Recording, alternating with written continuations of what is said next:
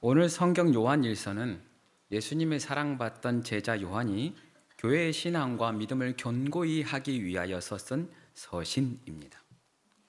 이 편지를 쓸 당시 교회는 예수님의 성육신과 죽음과 부활을 부인하였던 거짓 교사로 인하여서 몹시 어려움을 당하였던 시기이지요.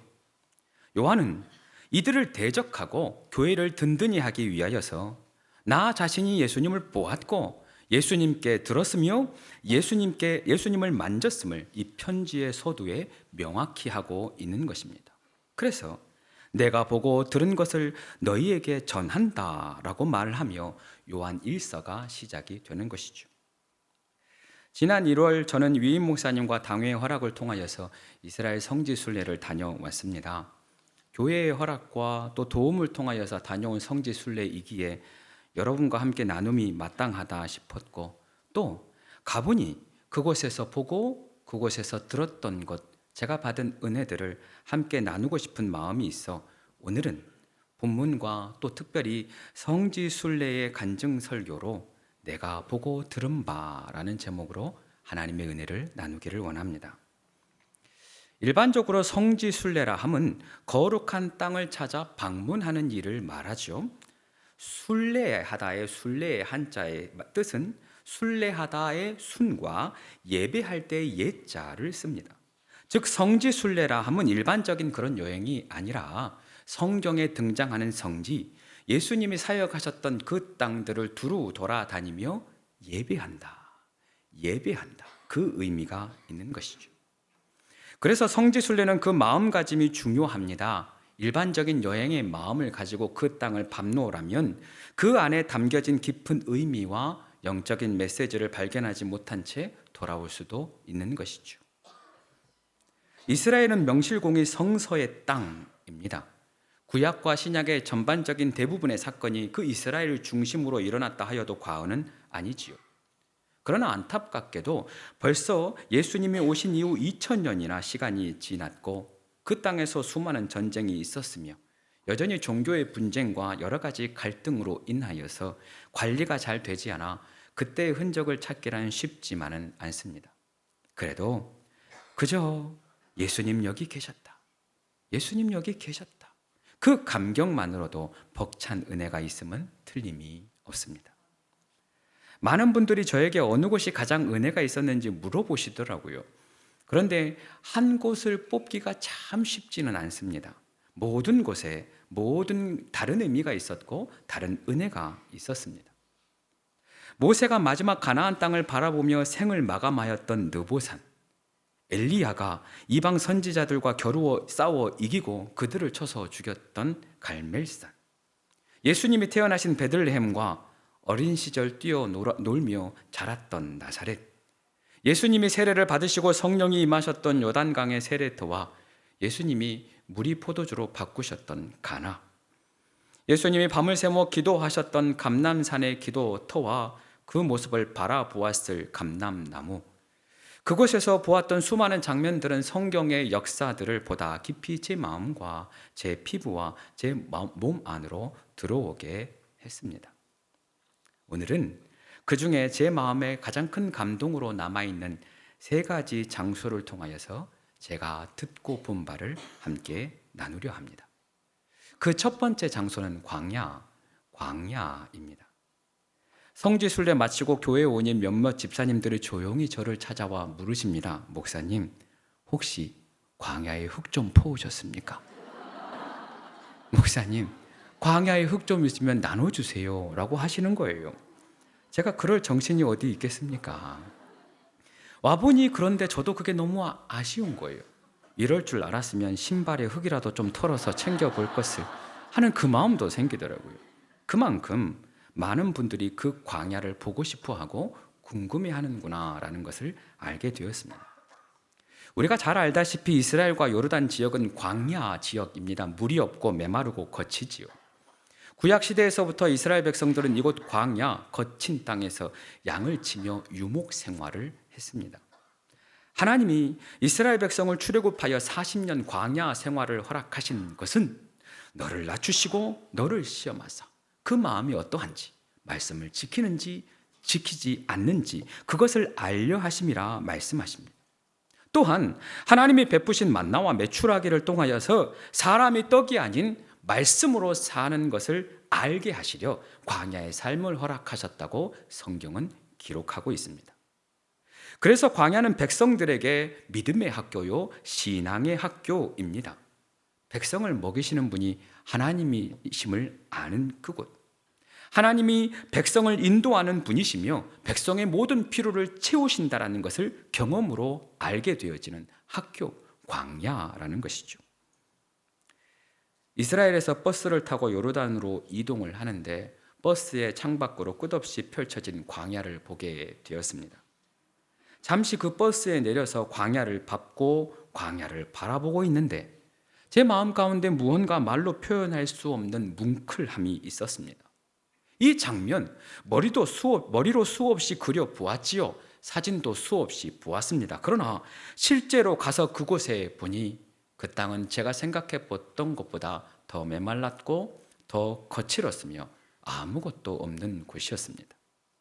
겨울이고 우기였건만 내리쬐는 태양은 여전히 뜨겁기만 했고 그늘 한 점 없는 그 광야에서 오랫동안 서 있기는 여간 쉽지 않았습니다. 메마른 땅, 거친 땅, 아무것도 없는 그 땅, 쉼이 없고 나를 도와줄 리 하나 없는 그 외로움의 땅. 그래서 우리는 인생의 고난을 만날 때 그 즈음에 우리의 인생이 광야와 같다라고 표현을 하지요. 그렇게 광야 위에 서 있는데 가이드 목사님이 그런 말씀 하시더라고요. 광야는 비가 오기 전과 후가 다릅니다. 비만 오면 광야가 살아납니다. 비만 오면 생명의 꽃이 다시 피어납니다. 그러시더라고요. 그 말이 제 마음에 참 깊은 감동으로 다가왔습니다. 사막과 광야는 그 의미가 전혀 다릅니다. 과학적으로 이야기하면 연 강수량이 100에서 300mm 이하이면 사막, 그 이상이면 광야가 됩니다. 시각적으로 따져보면 사막은 모래로 만들어진 땅이라 비가 내려도 생물이 살 수 없지만 광야는 대부분 흙으로 만들어진 땅이라 비가 내리기만 하면 다시 싹이 돋고 꽃이 피며 열매가 맺히는 것입니다. 실제로 제가 간 기간 우기 때라 조금씩 피어나는 새싹들을 저도 볼 수가 있었습니다. 비가 오지 않는 시간은 분명히 생명이 없는 땅이요 죽은 땅 같은데 비가 오면 그곳이 생명의 푸르름으로 피어나는 것입니다. 그래서 광야는 죽음의 땅이 아닙니다. 오히려 생명을 감추고 있는 생명의 땅, 비를 소망하는 소망의 땅인 것이죠. 이것이 저에게 너무 큰 은혜가 되었습니다. 아, 그렇구나. 비만 오면 광야는 바뀌는 것이구나. 생명을 머금고 있구나. 비만 오면 살아나는 것이구나.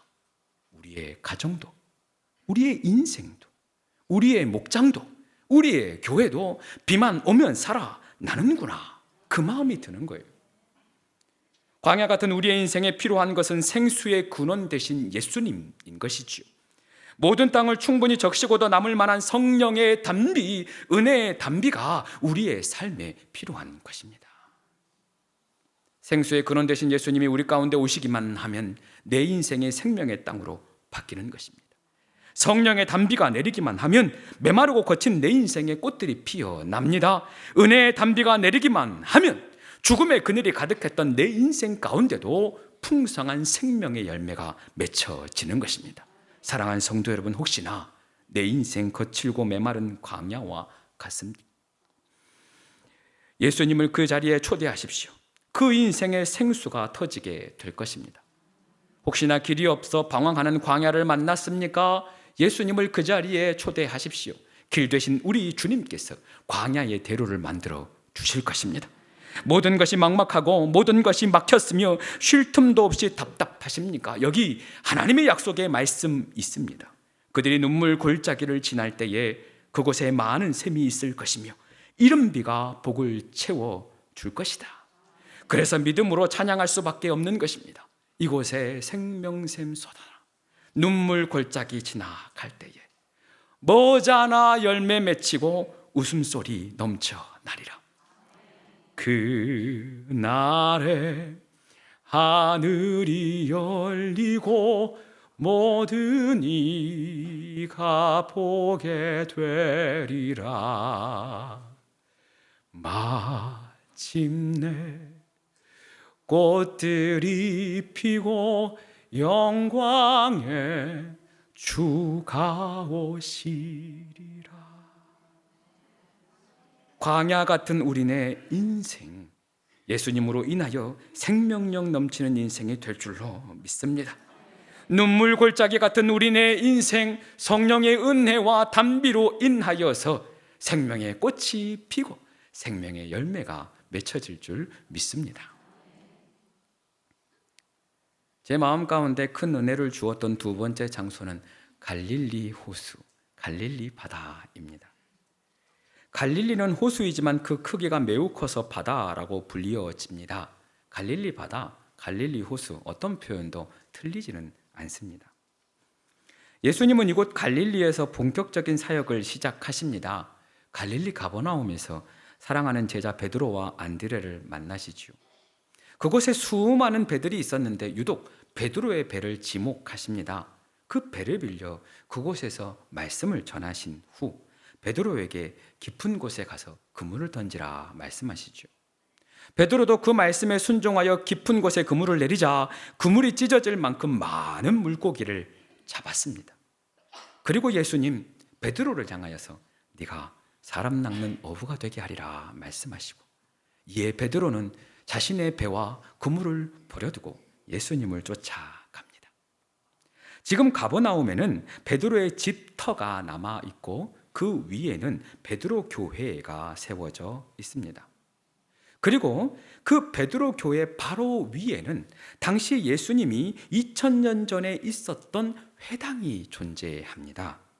성경은 예수님이 갈릴리를 두루 다니사 그들의 회당에서 가르치시며 천국 복음을 전파하시고 수많은 병자들을 고치셨다라고 기록하고 있습니다. 어쩌면 이 회당이 예수님이 가르치시고 병자들을 가르치셨던 회당일 수도 있겠는 거예요. 그 회당에 가만히 앉아 있노라니 예수님께서 이곳에서 가르치셨다, 예수님께서 이곳에서 말씀하셨다, 그 자체가 제 마음 가운데 은혜가 되고 감동이 되었습니다. 이처럼 갈릴리 주변에는 참 많은 예수님의 행적들이 있습니다. 갈릴리 호수가 내려다 보이는 저 언덕 위에는 팔복의 말씀을 전하셨던 팔복교회가 있고, 예수님이 오병이어의 기적을 보여주셨던 오병이어 교회가 있으며, 예수님이 처음 이적을 행하셨던 가나 혼인잔치의 가나도 바로 이 갈릴리에 있습니다. 이렇게 갈릴리를 돌아보노라면 곳곳에 예수님의 흔적들이 남아 있어서 비록 2000년의 시간이 흘렀지만 여전히 그 말씀과 은혜가 시간을 뚫고 저에게 흘러오는 것만 같았습니다. 감사하게도 이곳 갈릴리 호수에서 배를 타고 호수를 거닐 수 있는 시간이 있었습니다. 그 배 위에서 나는 성찬은 감격과 기쁨의 성찬이었습니다. 그리고 배에서 한국인들을 위해 한국 찬송을 틀어줘요. 그 찬송이 얼마나 기쁘고 얼마나 즐거운지 그 찬송을 따라 함께 찬송하며 하나님의 은혜를 누렸습니다. 아마도 예수님과 제자들도 배를 타고 함께 호수를 건널 때에 이와 같이 즐겁게 찬양하지 않았을까, 이와 같이 즐거운 간증과 나눔을 하지 않았을까 싶은 생각이 들었습니다. 그곳에서 흘러나온 찬송 중에 하나가 주만 바라볼지라 라는 찬양이었습니다. 베드로가 이 바다 위에서 밤중에 큰 풍랑을 만났지요. 그리고 예수님께서 물 위를 걸어 오시고 베드로도 그 예수님의 말씀에 따라 물 위를 걷습니다. 그러나 성경은 그가 바람을 보고 무서워 빠져가는지라 기록하고 있지요. 그러한 시간이 우리에게도 있습니다. 믿음 생활 잘 해가고 열심히 살아가는데도 어느 날 불어오는 인생의 풍랑으로 인하여서 내 마음 가운데 두려움이 엄습할 때가 있지요. 분명히 예수님이 우리와 함께 하신다는 사실을 알지만 내 앞에 있는 문제와 어려움 때문에 두렵고 답답하고 걱정이 될 때가 얼마나 많은지 모릅니다. 그런데 그 풍랑을 만났던 갈릴리 바다 위에서 주만 바라볼지라 찬양이 흘러나오는 거예요. 마치 내가 이제 어떻게 살아야 하는지 주님께서 나에게 응답으로 주시는 메시지, 응답으로 주시는 찬양과 같았습니다. 하나님 사랑의 눈으로 너를 어느 때나 바라보시고 하나님 인자한 귀로서 언제나 너에게 기울이시니 어두움에 밝은 빛을 비춰주시고 너의 작은 신음에도 응답하시니 너는 어느 곳에 있든지 주를 향하고 주만 바라볼지라. 너는 어느 곳에 있든지 주를 향하고 주만 바라볼지라. 그렇게 풍랑에 빠져가던 베드로의 심정으로, 세상의 풍랑에 쉽게 흔들리는 나 스스로를 붙드는 심정으로 이 찬양을 불렀습니다. 풍랑에는 인생길, 주님만 바라보기로 결단하는 귀한 은혜가 있었지요. 그리고 도착한 곳이 잔잔하고 고즈넉한 호숫가였습니다. 그리고 그곳에는 작은 교회가 있었는데 공식적인 이름은 베드로 수익권 교회였습니다. 이곳은 부활하신 예수님이 자신을 버리고 도망한 베드로를 찾아가서 그를 위하여 조반을 만드시고 내가 나를 사랑하느냐 물으셨던 바로 그 자리입니다. 호숫가에 내려가 잠시 눈을 감고 묵상하는데 잔잔한 호수의 물결과 그 물결이 굴러가는 자갈 소리, 그리고 그 소리와 함께 주님이 저에게 조용히 물으시는 것 같았습니다. 사랑하는 아들아, 내가 나를 사랑하느냐? 사랑하는 아들아, 내가 나를 사랑하느냐? 갈릴리 호숫가에서 주님은 시몬에게 물으셨네. 사랑하는 시몬아, 넌 날 사랑하느냐? 오 주님, 당신만이 아십니다. 그 순간 또다시 눈물이 흘렀습니다. 주님께 죄송한 건 너무 많아서, 주님께 부끄러운 건 너무 많아서 차마 사랑한다 온전한 말 하지 못하고 주님 아십니다. 주님이 아십니다. 고백할 수밖에 없었습니다. 사랑하는 여러분, 우리의 인생은 큰 바다와 같아서 때로는 큰 풍랑을 만날 때가 있고 때로는 잔잔한 쉼이 있는 물가도 만납니다. 때로는 큰 바람을 만나 위태로울 때도 있고 때로는 우리를 찾아와 위로하시는 만지심과 은혜를 경험할 때도 있는 것이죠. 한 가지 기억해야 될 것은 그 모든 때에 주님이 함께 하신다는 사실입니다. 우리 주님 풍랑일 때나 잠잠할 때나 언제나 우리를 찾아오십니다. 우리 주님이 풍랑이는 바다를 잠잠게 하실 것입니다. 우리 주님이 우리 인생의 빈 구물을 채워 주실 것입니다. 다시 일어날 힘을 주시고 달려갈 사명을 주시며 그 사명을 능히 담당할 만한 능력을 주십니다. 이것을 믿고 주님만 바라보며 살아가는 저와 여러분 되어지기를 소망합니다. 저에게 있어 가장 큰 은혜를 주었던 마지막 장소는 비아 돌로로사, 고난의 길, 슬픔의 길입니다. 비아 돌로로사, 이 길은 예수님이 빌라도 법정에서 십자가형을 판정받은 그 곳에서부터 시작하여 십자가 지시고 못 박히시며 돌아가신 골고다 언덕에서 마무리가 됩니다. 예수님이 돌아가신 지 2000년 지났습니다. 그렇기 때문에 이미 그 위에는 여러 가지 건물들이 세워지고 땅으로 덮여지고 집이 세워지고 어느 곳은 학교가 세워지기도 했지요. 그렇게 빌라도 법정이 있었던 학교에서 시작된 십자가의 길은 예수님이 십자가 지신 그곳, 그리고 십자가 지시다가 첫 번째로 쓰러진 그 자리, 어머니 마리아를 만난 곳, 그리고 구레네 사람 시몬이 십자가를 대신 진 곳, 그 자리들을 순서대로 찾아가다가 마침내 예수님 십자가에 못 박히신 골고다 언덕 위에 세워진 성묘교회에서 마무리가 됩니다. 이 성묘교회가 중요한 이유는 이스라엘의 수많은 상징적인 교회, 기념교회가 있는데 가장 역사적으로 신뢰도가 높기 때문에 중요합니다. 주 132년 유대인들이 반란을 일으키고 로마 황제는 이곳을 완전히 점령하고 유대인들을 추방시켜 버립니다. 바로 그때 기독교 유족들도 완전히 파괴시키는데 이 골고다 언덕 위에 비너스 신전을 세웠다고 해요. 그리고 또 200년이 지납니다. 로마 콘스탄티누스 황제가 기독교를 로마의 종교로 승인하게 되어지고, 당시 그의 어머니가 헬레나였는데 믿음이 아주 좋았어요. 골고다 언덕 위에 비너스 신전이 세워졌다는 사실을 알고 난 후 즉시 비너스 신전을 헐고 이곳에 교회를 세웠는데, 바로 그 교회가 성묘교회인 것입니다.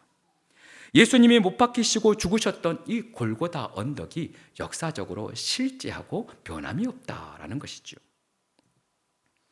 언급하였듯이 이 비아 돌로로사, 고난의 길은 그 이름과 달리 수많은 상점들과 호객하는 상인들, 현지인들과 순례객들로 매우 복잡한 길입니다.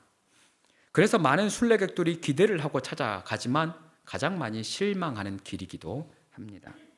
그러나 저에게는 그렇게 복잡하고 사람들이 많은 곳이기 때문에 오히려 은혜가 되었습니다. 생각해 봅시다. 예수님 십자가 지시고 가셨던 그때 사람들은 어떠했을까요? 모두가 예수님을 따라 눈물 흘리며 걸어갔을까요? 모두가 예수님을 바라보며 기도하고 있었을까요? 그렇지는 않았겠지요. 대부분의 사람들이 지금과 같았을 겁니다. 아니, 어쩌면 지금보다 더 시끄럽고 더 분주하였을 것입니다. 예수님 향하여 욕하는 사람들, 침을 볶고 조롱하는 사람들, 누가 끌려가든지 죽든지 상관없이 자신의 일에 바쁜 사람들, 관심 없는 사람들, 그렇게 예수님은 수많은 인파 속에서 묵묵히 자신의 십자가를 지고 그 길을 걸어 가신 것이죠. 그 길을 걸으며 묵상하고 적은 내용을 잠시 여러분에게 그대로 읽어보려 합니다. 그 길은 험하고 조롱소리, 욕설 소리로 가득합니다. 저만치 예수님이 십자가 지시고 걸으심을 봅니다. 쓰러지고 넘어지십니다. 피 묻은 손으로 땅을 짚으시고 벽을 짚어가시며 다시 일어나 성문 밖으로 끌려가십니다. 예수님의 십자가 그 길은 세상 한복판에 놓여진 길입니다. 좌우로 둘러보니 편하게 사는 사람들 보입니다. 방관하며 상관없이 자기의 삶을 살아가는 사람들도 보입니다. 저 멀리 제사장들의 조소와 손가락질도 보입니다. 나를 버린 제자들도 보입니다. 그러나 우리 주님 끝까지 십자가 붙들고 세상에 항복판을 걸어 가십니다. 내가 걸어가야 하는 십자가의 길은 세상이 조롱하는 길, 세상이 관심 없는 길, 세상이 어리석다 손가락질하는 길, 그래도 내 십자가를 지고 걸어가야 하는 길, 넘어지고 쓰러져도 또다시 일어나 자기 십자가 지고 걸어가야 하는 길, 때로는 피하고 싶고 때로는 부끄럽고 때로는 무거워도 그래도 나의 십자가 지고 걸어가야 할 세상 한복판의 길. 이렇게 십자가의 길은 거룩하게 보존된 길이 아니었습니다. 세상의 한복판에서 믿음을 가지고 걸어야 했던 길이었습니다. 어지러운 세상 속에서 구별된 삶으로 살아가야 할 길이요, 수많은 유혹 가운데에서 다른 것 의지하지 않고 오직 십자가 기대어서 한 걸음 한 걸음 참 생명을 향해 걸어가야 했던 길이었습니다. 무엇을 의미합니까? 내 삶이 십자가의 길이 되어야 한다는 것입니다. 내 삶에서 십자가의 길이 완성되어야 한다는 의미이겠지요. 그렇게 도착한 성묘교회, 가이드 목사님의 안내에 따라 수많은 인파를 뚫고 드디어 예수님의 십자가가 세워졌다는 그 골고다 언덕 바위에 도착했습니다. 그 바위를 만져보려고 수많은 순례객들이 줄을 서 있었습니다. 저도 제 순서를 기다렸지요. 그렇게 순서를 기다리며 저 바위를 바라보는데 보자마자 눈물이 그렁그렁해졌습니다. 드디어 제 순서가 되어서 바위를 향하여 손을 내밀어 만져보았습니다. 그 바위에 십자가가 꽂혀졌으니 주님의 보혈이 그 바위에 담겨졌을 것이고, 그 보혈이 바위를 넘어 땅을 적셔졌다고 생각하니 저절로 눈물이 흘렀습니다. 그 보혈의 바위, 예수님의 십자가의 흔적을 더 만지고 싶어서 제가 할 수 있는 힘껏 팔을 내밀어 그 바위를 만졌습니다. 전류병 앓은 여인이 예수님의 옷자락 만졌듯이 나를 씻으소서, 나를 고쳐주소서, 그 마음과 그 기도로 그 바위에 손을 내밀어 만졌더랬습니다. 그 공간을 빠져나와 잠시 앉아 기다리며 기도하는데 여전히 제 손에 예수님의 보혈이 남아있는 것 같아서, 여전히 제 손에 주님의 피가 묻어있는 것 같아서 제 마음이 몹시도 떨렸습니다. 나를 위하여 흘리신 주님의 보혈, 나를 살리기 위하여 흘리신 주님의 거룩한 피, 그 피가 얼마나 믿어지던지, 그 피가 얼마나 감격이 되던지, 그저 주님, 저는 죄인입니다. 나를 씻어주시옵소서. 여전히 죄 많은 죄인입니다. 나 혼자서는 제대로 설 수 없고 나 혼자서는 이 길을 걸을 수 없으니 주님 나를 도와주소서. 주님 나를 도와주십시오. 기도할 수밖에 없었지요. 나의 죄를 씻기는 예수의 피밖에 없네. 나를 정케 하기도 예수의 피밖에 없네. 사죄하는 증거도 예수의 피밖에 없네. 평안함과 소망은 예수의 피밖에 없네. 나는 공로없으니 예수의 피밖에 없네.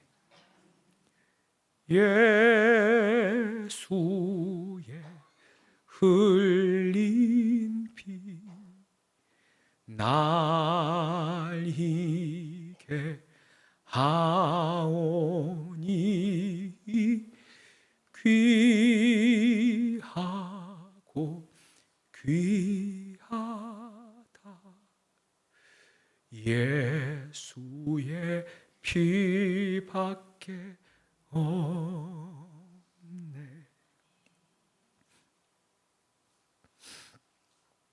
설교를 준비하면서 요한의 그 고백이 저의 고백이 되어서 참 감사했습니다. 요한이 보았던 주님의 십자가 저도 보았고, 요한이 만졌던 주님의 못자국 저도 만졌습니다. 요한이 전하고자 했던 그 십자가의 사랑, 십자가의 보혈이 2000년이 흐른 지금도 고스란히 저에게 전달이 되었습니다. 요한이 전하는 복음은 우리를 향한 예수님의 십자가 사랑의 복음이었습니다. 하나님이 우리를 사랑하사 독생자를 보내시고 우리를 살리시고 우리의 죄를 속하기 위하여 화목제물로 십자가에 죽으셨습니다. 다른 복음은 없습니다. 십자가가 전부입니다. 이 사실을 증언하기 위하여서 그토록 요한은 애를 써서 편지를 쓰고 전한 것이죠. 마찬가지로 제가 밟은 이스라엘 땅은 저마다 예수님의 살아계심을 증언하고 있었습니다. 예수님 이곳에 살아계셨다. 예수님이 걸으셨던 길이 바로 이 길이다. 예수님이 살아가셨던, 예수님이 살리셨던 자리가 바로 이 자리다. 예수님이 피 흘려 돌아가신 자리가 이 자리다. 예수님이 피 흘려 기도했던 자리가 이 자리다. 부활하셨던 자리가 이 자리다. 저마다 예수님을 나타내고 예수님의 살아계심을 높여 찬양하며 증언하고 있었습니다. 그렇습니다. 우리 주님의 십자가는 실제하는 십자가였습니다. 주님의 흘리신 보혈은 그저 우리가 믿음으로 받아들이는 보혈, 그것으로 끝나는 것이 아니라 실제로 몸이 찢기시고 상하시며 흘리신 우리 주님의 사랑의 증거였습니다. 기억하십시오. 우리를 향한 주님의 십자가 사랑은 변함이 없습니다. 주님의 십자가 사랑은 영원합니다. 사망이나 생명이나 기쁨이나 높음이나 천사들이나 그 어떤 피조물이라 할지라도 우리를 향한 하나님의 사랑에서 끊을 수 없습니다. 우리 주님이 십자가에서 죽기까지 저와 여러분을 사랑하십니다. 물과 피를 다 쏟기까지 우리를 사랑하십니다. 나를 향한 십자가의 사랑을 의심하지 마시기 바랍니다. 예수님의 흘린 피, 십자가의 은혜를 의심하지 마시기 바랍니다. 그 사랑을 신뢰하시기 바랍니다. 무엇보다 이제 그 십자가의 사랑을 우리가 증언하기를 원합니다. 먼저 사랑을 받은 자로서 사랑하며 사십시다. 주님의 살아계심을 날마다 입으로 간증하며 사십시다. 이제 우리의 차례입니다. 우리의 삶 속에서 자기 십자가를 지고 주님의 십자가 사랑을 날마다 증언하며 사는 저와 여러분 되어지기를 소망합니다. 기도합시다.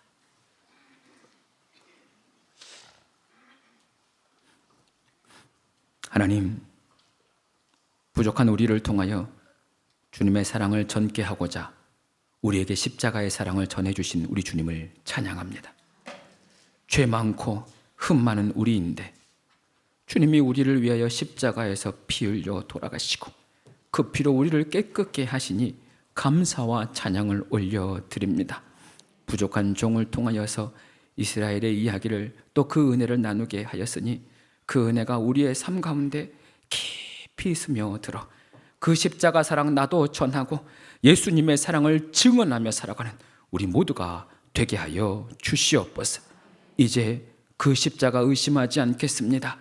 그 보혈 의심하지 않겠습니다. 더 믿음으로 받아들이겠습니다. 그 십자가의 사랑으로 승리하게 하여 주시옵소서. 그 십자가의 사랑 증언하며 살게 하여 주시옵소서. 예수님 이름으로 기도드립니다. 아멘.